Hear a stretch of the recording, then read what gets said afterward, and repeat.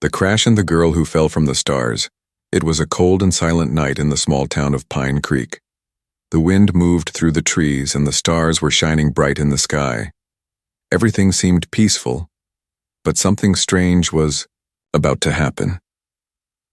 17-year-old Jake Miller was walking home after visiting his friend. He took the forest path like he always did. It was quiet and dark, but Jake liked it that way. He loved nature, and he knew every tree and rock on this path. Suddenly the sky lit up with a bright flash. Jake stopped walking and looked up. A strange, glowing object was falling fast from the sky. It made a loud whistling sound, almost like a scream.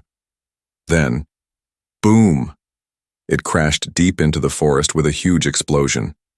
Jake's heart raced. "What the hell was that?" he whispered. He ran toward the crash site. Smoke rose from between the trees and the air smelled like burnt metal. When he reached the place, his eyes widened in shock. There was a small spaceship. Yes, a real spaceship. Its silver body was cracked and broken, still smoking. Lights on it blinked slowly, fading one by one. It looked like something out of a science fiction movie. But this was real. Jake took a step closer, unsure what to do. Then, something moved inside the wreckage. Out came a girl, or at least, she looked like a girl. She was about Jake's age, but she wasn't normal. Her skin had a soft bluish glow. Her eyes were large and bright, like stars. Her hair floated slightly, like it didn't follow gravity. She looked scared, hurt, and completely alien. Jake froze. The girl looked at him, panicked. She tried to speak, but her words made no sense. A strange musical language Jake had never heard before. She fell to her knees, breathing hard. Hey, it's okay," Jake said slowly, raising his hands. "I'm not going to hurt you." She didn't understand the words, but his voice was calm. She looked into his eyes, then pointed at her shoulder. She was bleeding, a dark silver liquid running down her arm. Jake pulled off his jacket and moved carefully toward her. "I'll help you. You need help." He wrapped her shoulder as best as he could. The girl winced but didn't push him away. She let him help. "We can't stay here," Jake muttered, looking around nervously. "Someone must have seen that crash. Come on." The alien girl stood up with difficulty. She looked at the wrecked ship one last time, then followed Jake. Jake brought her to an old shed behind his house. It was cold and dusty but private. He gave her a blanket, water, and an energy bar. She sat quietly, studying everything. Every little thing, the light bulb, the can of soda, even the spider crawling on the wall, was new to her. Jake sat across from her trying to think. "Who are you? Where are you from?" The girl looked at him and touched her chest. "Sira," she said softly. Jake nodded. "Sira. Okay, I'm Jake." Sira pointed to the sky. "Kamari, Natul, Zerkai." She stopped, realizing he didn't understand.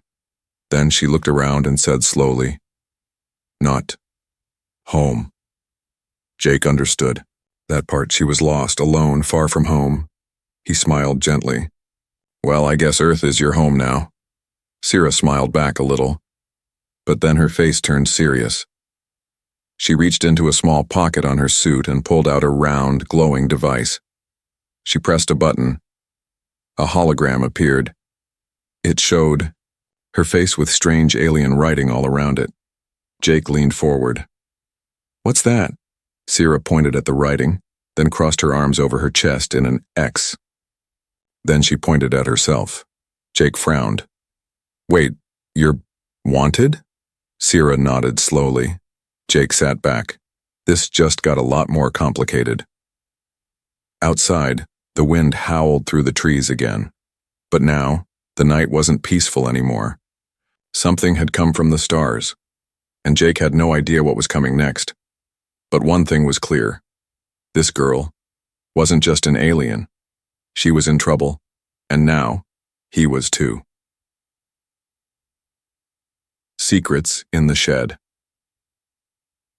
Jake didn't sleep that night. How could he? There was a glowing alien girl sitting in his father's old tool shed, bleeding silver, eating chocolate like it was magic, and hiding a holographic wanted poster of herself. And that was just Tuesday. He sat on the porch with a flashlight and his dad's old baseball bat staring into the trees. Every little sound made his heart jump. Every shadow looked like something more. Inside the shed, Sierra was finally resting. Curled up under a pile of blankets, her silver-blue skin had faded slightly, now more pale than glowing. She looked peaceful, but too peaceful, like someone running from a storm that hadn't reached them yet. Jake peeked through the small window to check on her. He still couldn't believe this was real, a real alien, in his shed. And she trusted him, or at least she had no one else. By morning, the news had already spread. Mysterious meteor crash in Pine Creek Forest. Was it a UFO? Locals report strange lights. Authorities searching for crash site debris. Jake's stomach twisted as he scrolled through the headlines on his phone. Helicopters, police, even reporters were now in the woods. He looked toward the shed. They'll find her if I don't do something. Jake made a decision. He skipped school and stayed home.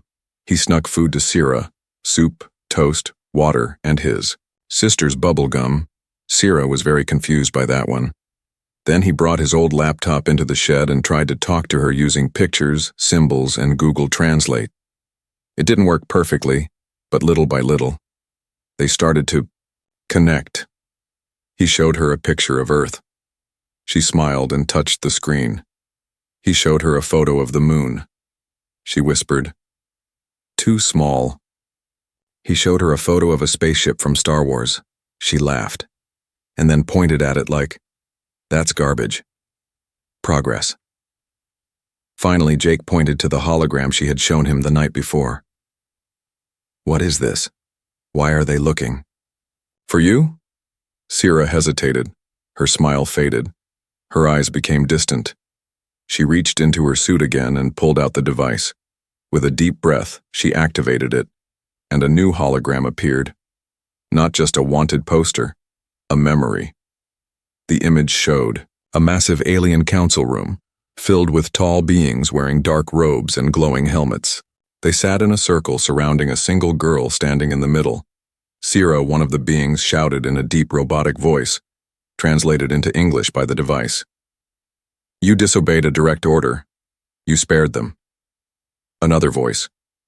"The humans are not protected. They are primitive. They are vulnerable." Sierra's voice, shaky but firm. "They are alive, and they are more than you believe." A final voice, colder than the others. "Then you are no longer one of us." The image flickered and ended. Jake sat in silence, stunned. "So, you were supposed to attack Earth?" he asked quietly. Sierra didn't answer. She just looked at him with tired eyes. She then pointed again at the sky, then back at her hologram, and finally touched her chest. Jake understood. She had chosen to protect Earth, and her people had punished her for it. Suddenly, a noise outside. A soft click. Jake jumped up, heart pounding. He peeked through the shed door and saw something that froze his blood. A man in a dark coat was standing near the forest line. Tall, still, too still. He wasn't from the neighborhood. He wasn't with the news, and he was staring right at the shed. Jake shut the door quietly and whispered, "We have to go." Sierra looked at him confused. Jake grabbed a small backpack, stuffed some supplies in it, and motioned for her to follow. "Now, come on." Sierra moved fast, almost silently. They slipped out the back and snuck into the woods behind the house. Jake looked back once, and the man was now walking toward the shed. They kept moving until they reached the old water tower, a forgotten place behind the hills. Jake used to go there as a kid when he needed quiet. They rested inside the tower. Sierra sat on the ground, breathing heavily. Jake offered her water.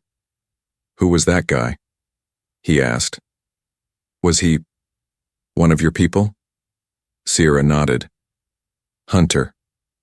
Jake frowned. "Like bounty hunter?" Another nod. "And how many are coming?" Sierra looked up at the stars through the hole in the water tower roof. She raised her hand and showed 3 fingers.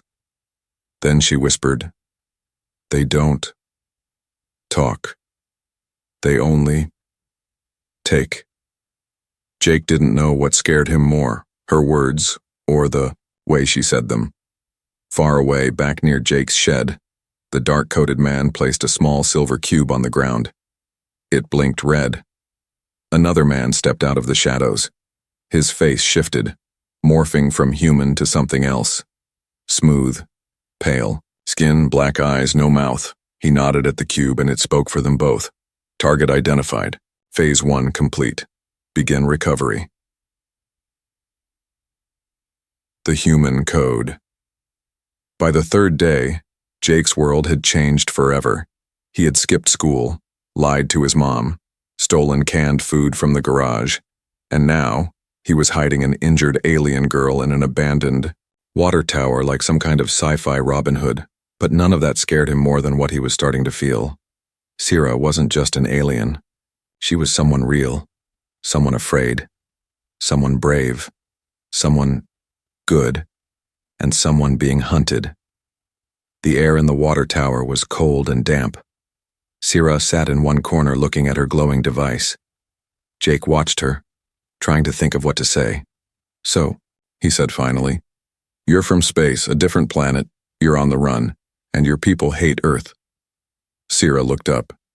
"Not hate, just don't care." Jake frowned. "That's worse." She nodded. "To them, humans are small. Weak, not smart like bugs." Jake laughed dryly. "Well, that's great news." Sierra tilted her head. "But you surprised me." "How?" "You care," she said softly. "You protect, even when afraid." Jake scratched the back of his neck. "Yeah, well, I'm full of surprises." Sierra smiled slightly. Then, her face turned serious again. "My mission was to study Earth, prepare attack plan." Jake stared. "You were a scout?" "Yes, me and others, we came to watch, but I stopped.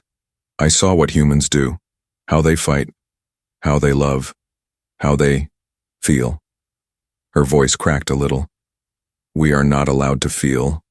Jake leaned in. "So you betrayed them? For us?" Sierra nodded. "I sent message to stop the invasion. They answered by erasing me from my ship. My name, my rank, all gone. I became no one." Jake sat beside her in silence. The stars outside twinkled through the broken roof like silent watchers. Suddenly, a buzz from Sierra's device. She looked at it, confused, then worried. "No." "What is it?" Jake asked. She pointed to the device. "The hunters. They're scanning, looking for alien energy." Jake blinked. "Can they find you?" Sierra hesitated, then answered in a whisper. "If I stay near humans, yes." Jake stood up. "Then we need to move." Sierra touched his arm. "No. You go. They will hurt you." Jake shook his head. "Not happening. If I left you alone, I wouldn't be human anymore." At that exact moment, 3 miles away, a hunter had already entered the town. He didn't break in. He walked through the school doors like any other adult. No one noticed the subtle glow under his skin, or how his face didn't blink, or how his shoes didn't make sound. He moved to the principal's office, scanned a file, and found the name. Jake Miller. Target acquired.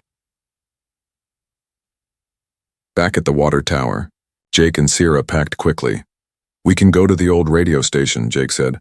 "No one's been there in years. It has a basement. You'll be safe."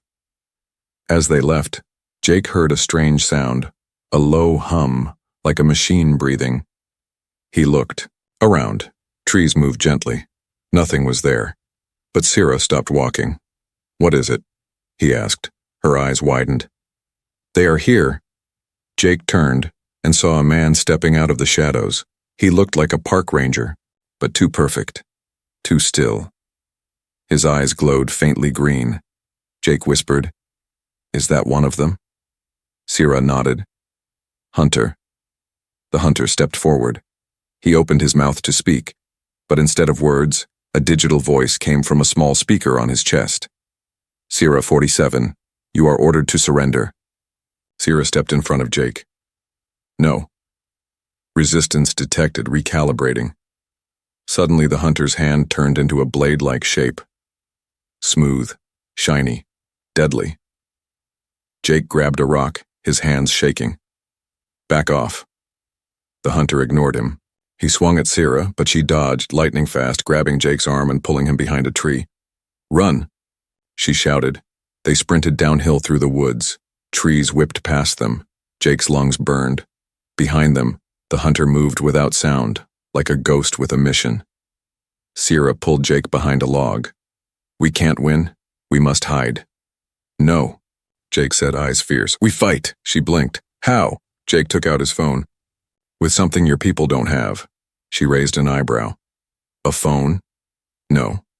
A brain that panics and does stupid things fast. He texted one word to his best friend Alex. Code red. Bring the boom. 10 minutes later at the ice, old junkyard near town, Jake and Sierra reached an old shipping container. Inside were fireworks, leftover chemicals, and a very reckless friend. Alex grinned. Dude, you really are in deep. Jake nodded. Alien bounty hunter level deep. Alex looked at Sierra. She's glowing. I noticed. Sierra frowned. He's helping us? Jake smiled. He owes me from that time I didn't tell his mom about the broken window. Alex lit a fuse. Let's make some noise. That night, as the hunter entered the junkyard, a blast of color and fire filled the sky. Dozens of rockets, flares, and explosives lit up the area. The hunter was blinded, confused by the heat, light, and unpredictable noise. And in that moment, Sierra used her device to send out a pulse, a coded signal to scramble his tracker. He staggered. Sparks flew from his body. Then, he vanished, blinking out like a shadow in sunlight. For now, they were safe. Back at the water tower, Sierra sat quietly, holding her device. Jake walked over. Are they gone? For now, but others will come. Jake looked her in the eyes. Then we'll be ready. She looked at him for a long moment. You're kind. You adapt. You fight even when you are weak. Jake smiled. That's the human code, but miles above Earth, deep in orbit. A dark alien ship floated silently. Inside, a voice echoed through the cold air. Sierra 47 has failed to surrender. Begin Phase 2, extermination. Signals and shadows 3 days had passed. Since the explosion at the junkyard, Jake thought the fireworks would buy them time. He thought they had escaped. He was wrong. The hunter may have disappeared, but his signal did not. Far above Earth, in the black silence of space, a second alien ship waited. Bigger, older. Its metal skin was like armor from a dead world. Inside, 3 tall beings stood around a glowing sphere. Sierra's face hovered in the center. A cold robotic voice echoed through the ship. Sierra 47 has activated forbidden tech. Protocol breached. Initiate recovery sweep. Below, on Earth. The hunt had just begun. Meanwhile, in Pine Creek, Jake sat in the corner of an abandoned train station with a wrench in one hand and a hot dog in the other. Across from him, Sierra stared at a dismantled radio tower. She tilted her head. This technology is ancient, Jake chewed. Welcome to Earth. We still use fax machines in some offices. She poked at a rusty wire. I think I can boost signal from here. Jake's eyes lit up. Signal to who? An old friend, she said. One who helped me, before everything. Jake paused. Another alien? Sierra nodded. His name is Rain. He is like me. But he disappeared when I refused the mission. I think they erased him too. Jake stood up. You think he's still alive? She looked toward the sky. I hope. At that moment, back in town, Agent Caldwell stood in Jake's house. Except Caldwell wasn't an agent. or human. He wore the uniform. He smiled the smile. He even drank coffee. But underneath the skin, something else waited. A second hunter. Advanced. Adaptive. Deadlier. He scanned Jake's room, touched his books, smelled his clothes. Then he turned to Jake's mom, who looked nervous. "Your son," he said smoothly. "Has he been acting different?" She hesitated. "He's been secretive. Stays out late. But he's a good boy." Caldwell smiled wider. Too wide. "I'm sure he is, thank you." He left with silent steps, but his eyes glowed faintly red. Back at the station, Sierra connected her glowing device to the old radio. Wires sparked. Static filled the air. Jake covered his ears. "This thing's gonna fry my brain." Sierra pressed a sequence on her device. A soft hum began to rise. Suddenly, the radio spoke. "Zerkai channel open. Is this Sierra 47? Sierra's breath caught. "Rayan," the voice answered. "Sierra, you're alive. I thought they erased you." "They tried. I need help." "Earth is not safe." There was silence. Then, "I've been hiding near Earth. I will come, but not alone." Jake frowned. "Not alone?" Sierra looked at him. "He found others, outcasts, like us." Jake raised an eyebrow. "So, the alien resistance is real?" Sierra nodded. "And they're coming." But before Jake could smile, boom, the wall behind them exploded. Smoke and dust filled the air. Jake and Sierra hit the ground as metal pieces flew everywhere. From the hole, two figures stepped through. They weren't human. Their skin shimmered like water. Their faces shifted every second. Their arms morphed into weapons, sharp and glowing. Sierra stood up fast, shielding Jake. The lead hunter pointed at her. "Sierra 47, by command of the Zerkai Tribunal, you are charged with betrayal, interference, and emotional deviation." Jake coughed. "What the hell is emotional deviation?" Sierra answered, "It means, I cared." A blast of energy shot from the hunter's arm. Sierra dodged, pulled Jake with her, and activated her device mid-fall. A pulse wave blasted outward, knocking the hunters back just a step. Not enough. Jake scrambled for the emergency ladder. "Sierra, this way." They climbed fast. Behind them, the hunters followed, arms turning into long, spider-like limbs that stabbed the walls as they climbed. Jake threw down a toolbox, missed. Sierra kicked one hunter in the face. His face shifted, turned to liquid, and reformed. They reached the roof. Nowhere left to run. Below, a strange hum filled the air. Jake looked up. A light appeared in the sky. Not a star, not a plane, a ship. It shimmered like a ghost, then solidified. Dark metal, sharp edges, glowing symbols. Sierra whispered, "Rayan." The hunters looked up. The ship fired. A beam of white energy blasted the rooftop, separating Sierra and Jake from the hunters. In the smoke, a figure appeared, tall, armored, with the same star-bright eyes as Sierra. "Get aboard," the voice called. "Now!" Inside the ship, everything was dark chrome and glowing blue veins. The walls pulsed like they were alive. Rayan stood at the controls, serious and calm. "You made noise," he said. Sierra smiled. "I had help." Jake raised a hand. "Hi, local idiot." Rayan gave a small nod. "Human. Risky choice." Sierra frowned. "He saved me." Rayan looked at Jake again. Longer this time. Then said, "Maybe not so idiotic." But before they could rest, alarms blared. Rayan's eyes narrowed. "They've marked this planet." Sierra froze. "For what?" Rayan turned the screen. A map of Earth appeared. Glowing red circles began blinking across major cities, target locations, countdowns. Jake read the screen. "They're not just after you. They're going to wipe out parts of Earth." Rayan nodded. Phase 2. Cleanse and extract. Jake's voice trembled. They think we're bugs. Rayan corrected him. They think you're testing grounds. Outside the ship, down below, Agent Caldwell stood on a rooftop. He watched the alien ship vanish into the clouds. Then he smiled, eyes now glowing fully. He pressed a button on his wrist. From beneath the earth, something ancient began to rise. Heartbeats and hyperspace. The alien ship flew through the clouds, silent and invisible to Earth's satellites. Inside, Jake leaned against a glowing wall, trying not to throw up. He had flown before, once to Florida with his mom, but this was not the same. There were no seatbelts, no windows, no peanuts, just pulsing blue lights, humming panels, and the sound of his heart beating like a war drum.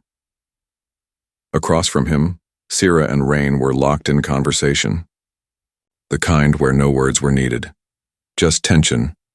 Rain's voice was low and steady. We should leave this planet. Take the ship and go. No, Sierra said firmly. They're not ready. But they still matter. Rain sighed. You always feel too much. That's why they marked you defective. Sierra looked at Jake, then back to Rain. Feeling isn't a defect, it's a weapon. Jake finally spoke. So, just to confirm, Earth is now officially a war zone? Rain nodded. Your world has been placed under Phase 2 protocol.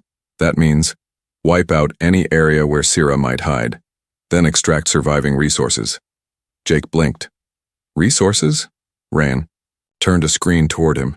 It showed images of people, running, screaming, caught in strange beams of light. They don't want your buildings, or your gold. They want your DNA. Jake went pale.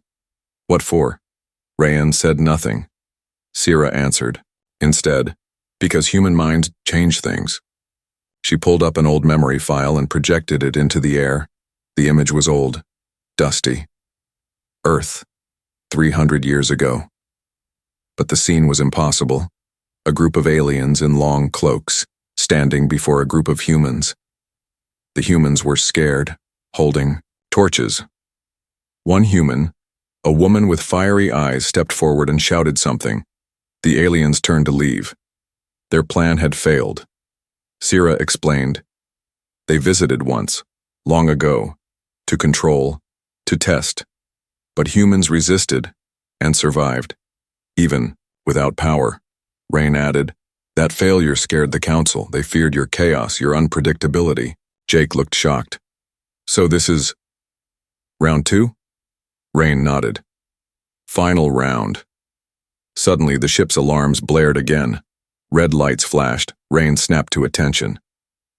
We've been tracked. Sierra checked the screen. Not a hunter. Something else. The ship shook violently. Something massive hit them from behind. Jake hit the wall. Was that a missile? Rayan gritted his teeth. No, worse. From below, something was rising from Earth's crust. Something ancient, buried long ago by the aliens themselves. A beacon, a gate, a machine left behind. Rayan's face turned pale. They're activating the Zerkai core. Sierra gasped. They swore it was destroyed. Rayan whispered. They lied. On the ground, in the center of a forgotten desert, an entire section of Earth split open. Rocks floated upward. Lightning cracked the sky. From beneath the Earth, a circular structure rose, made of alien metal and black stone. Agent Caldwell stood before it, arms behind his back. His voice echoed as he spoke into the air. The seed was planted. The gate is opening. A deep hum filled the world, and something inside the gate moved. Back on the ship, Jake paced in panic. Okay, I need a plan. I always think better with a whiteboard, but Sierra grabbed his hand. He stopped. She didn't speak. Just looked at him, the kind of look that says thank you without using words. Jake felt his face go warm. You could have left Earth, he said softly. You could have escaped. Sierra shrugged. I could have. But I didn't want to. Jake looked at her carefully. Why? She paused, then said, because when I was afraid, you stayed. When I was broken, you listened. And when I fell, from the stars, you caught me. Rand coughed dramatically. Sorry. Am I interrupting your small emotional Earth romance, or are we still trying not to die? Jake groaned. Right. Death first, love later. Rand pulled up a new screen. There is one way to stop the Zerkai core. He zoomed in on the map. The core responds only to a Zerkai signature, something that carries their authority, something like Sira's DNA. Jake blinked. Wait. You want to send her? Into that death tower just to shut it down? Rain nodded. She's the key. Sira stepped forward without hesitation. Then I'll go. Jake looked at her in horror. You don't have to. I do, she said, because Earth is worth it. Jake's voice cracked. I don't want to lose you. Sira touched his face. Then fight for me. They made a plan. Rain would drop them near the core. Sira would try to override the system. Jake would stay close, watch for hunters. If it worked, the core would shut down. If it didn't, Earth would burn. No pressure. As the ship approached the core, the air grew heavy. Lightning curved across the sky like angry snakes. The beacon pulsed with red light. The hunters were already guarding it. 3 of them, maybe more. Jake looked at the scene and whispered, This feels like the end of a video game. Sira smiled. Then let's give them a good ending. They landed. As they moved through the black stone hallways of the core, something changed. Jake started hearing things, echoes, voices, memories that weren't his father's voice, his childhood laughter, his first heartbreak. He looked at Sira. You feel that? She nodded. It's testing us, reading us, seeing if we break. Rain stayed at the door. I'll hold them off. Go. Sira ran toward the control chamber. Jake followed. Inside, a giant orb floated in the air, spinning, glowing. Sira touched it. Suddenly, her eyes went wide. Her body lifted off the ground. The orb connected with her, scanning her, questioning her, fighting her. Jake screamed, Sira! She gritted her teeth. Keep talking to me. Jake held her hand. Remember the hot dog, the junkyard, the fireworks, my stupid jokes. She smiled. Your jokes are not funny. Exactly, that's how you know this is real. She screamed, glowing bright. And then, flash. The orb shattered. The core shut down. Outside, the hunters froze. The red lights went black. The gate closed. The world was silent again. Rayan rushed in. You did it? Jake caught Sira as she fell into his arms. Her eyes fluttered open. Earth? Still here? Jake laughed. Yeah, still a mess. But it's ours. Above Earth, the alien council watched in silence. Their plan had failed. Their weapon rejected them. But one voice whispered in the dark, This is not over. The Uprising Protocol. 3 days after the Zerkai core was shut down, the world began to notice. Governments picked up strange energy waves. Military satellites saw lights they couldn't explain. And people across the globe, from Texas to Tokyo, started sharing videos online of glowing ships in the clouds. Hashtags like Not Alone, Sky Visitors, and projects went viral. But no one knew the full story, except Jake, Sira, and Rain, and they weren't sure how much longer they could keep it secret. Jake sat on the roof of a motel staring at the stars. He hadn't slept properly in days. Sira sat beside him, her silver skin glowing softly in the moonlight. Do you think they're gone? Jake asked. Sira shook her head. Not gone. Just paused. Jake sighed. I was hoping for a happily ever after, or at least a slightly less apocalyptic Tuesday. Sira smiled gently. You always joke when you're scared. Jake shrugged. It's either that or cry in the bathroom. Again. Inside the motel room, Rain was working. He had hacked into a deep space signal network using Sira's device and Jake's laptop. That combo shouldn't have worked, but it did. And the result? A signal. A warning. He called them both into the room. Intercepted something, Rain said. But it's not from the Zerkai, it's from another species. One that's been watching Earth longer than even the Council. Jake raised an eyebrow. So what, we're like a cosmic zoo now? Rayan didn't smile. Worse, we're a test site. And not just for the Zerkai. He pressed a button. A hologram appeared, a new kind of alien. Tall but not human-shaped. Their form shifted like ink in water. No faces, just glowing cores. Sierra gasped. The Valari. Jake leaned in. Friends? Rayan hesitated. They used to be. The message played. To the survivors of Earth, we are the Valari. Your planet is on the brink of something larger. The Zerkai are not your only threat. The signal you sent woke others. Prepare yourselves. The real trial begins now. Sierra stepped back, her face pale. The Valari were peacekeepers, long ago. But they stopped interfering, after their own worlds were destroyed. Jake frowned. And now they're back? Rayan nodded. And if they're warning up, that means something worse is coming. At the same time, deep under a secret bunker in Alaska, Project Sigma had just come online. Inside, a group of top scientists and military officers were analyzing what they called event echoes, waves of alien tech usage across Earth. 1. Signal stood out. It came from the old junkyard, then the train station, then the desert where the core emerged, all locations tied to Jake and Sierra. But now, one more location was pulsing. A mountain range in South America. Buried under rock, pulsing with power, and moving. Sierra stood at the motel window. I've felt it since the core shut down, she whispered. Something else? Something older. Like it was waiting. Rayan checked the Valari message again. The real trial. It might be that location. Jake stood. Then we go there, find it, stop it. Sierra looked at him, surprised. You're not scared? Jake grinned. I'm terrified. But if I don't help, I'll regret it forever. And I've already skipped too much school to back out now. Rayan sighed. You Earth boys are insane. Jake held up a finger. Emotionally adaptive. 2 days later, they landed near the Andes Mountains. Locals had been reporting strange quakes, glowing rocks, disappearing animals. Deep, underground, they found a tunnel, made of Zerkai metal.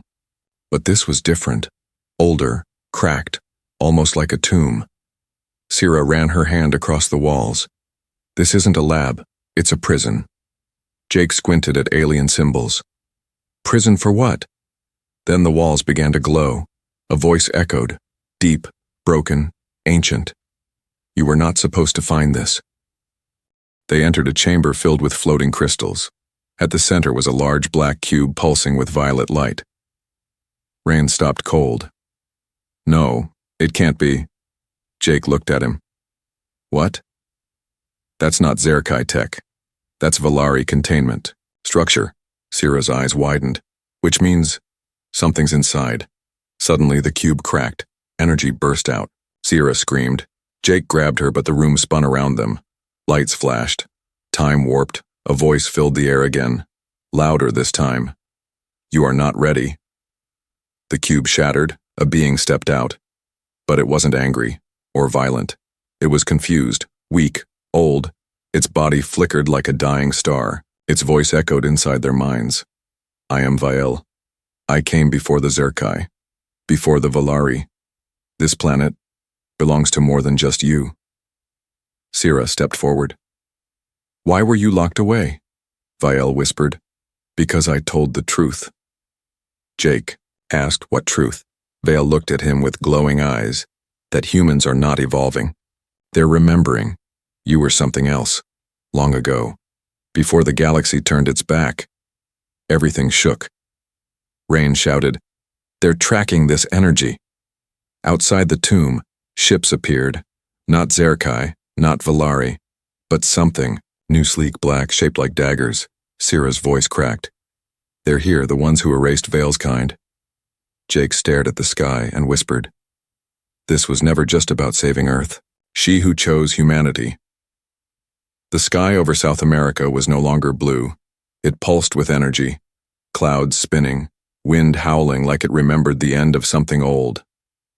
From the broken tomb below, 3 figures emerged. Sierra, glowing with power. She didn't understand. Jake, still carrying hope like a sword. And Vael, the ancient being who spoke in riddles and memories. Above them, the ships came, sleek, silent, and blacker than space itself. Not Zerkai, not Valari. The architects, the ones who came before, the ones who rewrote the galaxy and buried Earth's truth. Inside one of those ships, a figure stood. No face, no voice, just presence. It watched through layers of tech and time, and then it spoke, not with words but directly into minds. Sierra 47, you are corrupted. Come forward and be erased. Sierra stood taller. No. The voice pressed harder. You are a weapon, not a voice. You were made to destroy, not protect. Sierra whispered back. Then why did I learn to love? The wind rose. Cracks opened in the earth below.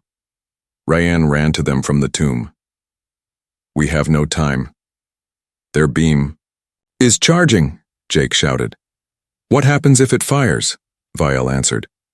It wipes memory, not just of people, but of truth. Sierra frowned. You mean, it will reset Earth?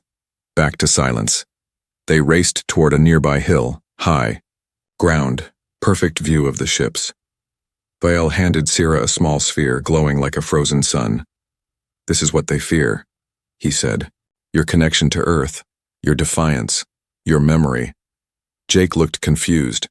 What is that thing? Vael looked at Sierra. A decision. The ships began charging. Energy gathered in the sky, swirling like a storm being born. On screens, across Earth, phones, TVs, even broken radios, and a message appeared. This is not your world. Forget what you never were. Governments panicked. Jets scrambled, satellites blinked out. But it was too late. This wasn't a war anyone could fight with weapons. It was a war of identity. Sierra looked at the sphere, then at Jake. He stepped closer. There's always another way. She smiled. That's what you always say. He nodded. Because it's true. Ryan stepped between them. Listen to me. That device is a frequency disruptor. If you use it, it won't just stop the memory wipe. It will show Earth what's hidden. Jake blinked. You mean, like, reveal everything? Vael nodded. The truth. Your ancient past. What humans once were, before they were made. To forget. Jake looked stunned. And what were we? Vael's eyes flickered. The galaxy's mistake. Sierra's hand trembled. If she activated the sphere, humans would see everything. Their real origin, their forgotten power, the war that erased their name from the stars. But they'd also remember pain. Loss. The reason they were hidden to begin with. Was Earth ready for the truth? Was Jake? She looked at him. If I do this, you'll never be the same. Jake stepped forward, holding her hand. Then we'll be different. Together. Above them, the main ship lit up, the white beam fully charged. Seconds. Rain yelled, now or never. Sierra held up the sphere. The sky seemed to pause. Even the stars watched. She whispered one word. Remember. The sphere exploded in light. A pulse flew across the sky like a second sunrise. The ships above trembled. The white beam began to flicker. Systems failed. Code glitched. The memory reset collapsed. And across Earth, something incredible happened. Children in Tokyo looked up and saw stars rearranging themselves into ancient symbols. A blind man in Italy gasped as visions flooded his mind. A woman in Kenya wept as her grandmother's forgotten voice echoed in her ears. And Jake. Jake saw everything. Not just stars, but who humans had been, builders of worlds, keepers of balance. The only species that felt too deeply to be controlled. And that's why they had been hidden. Because they weren't just powerful, they were dangerous. The pulse ended. Silence fell. The ships in the sky began to leave. Not defeated, just exposed. The voice returned fainter now. You've chosen chaos. Vial replied. No. She chose truth. Days passed. The world changed. Governments didn't know how to explain what happened. Some tried to cover it up, others denied it. But the people remembered not everything, not perfectly, just enough. They remembered Sira. They remembered the light. And most of all, they remembered what it felt like to matter in the universe. Jake sat at the top of a hill watching the stars. Beside him, Sira leaned on his shoulder. You okay? He asked. She nodded. Tired, but okay. He smiled. So, no more alien assassins? She shrugged. Probably fewer, not zero. Jake laughed. Great, well, you're stuck with me. She looked at him. I know, and I'm glad. Pause. Then she added, You changed me, Jake. I was designed to follow orders, to destroy, but you reminded me I could choose. Jake looked at her. And you chose us. Sira smiled. No, she said. I chose me. And then I chose you. Epilogue. Somewhere in the distant stars a new council gathered. Not Zerkai, not Valari, but humans. The memory pulse had reached deeper than anyone expected. A spark was lit, and humanity was waking up. Again. Not to fight, not to conquer, but to finally ask the galaxy the one question they were never supposed to remember. Who decided we were less? And why were they so afraid of us remembering who we were?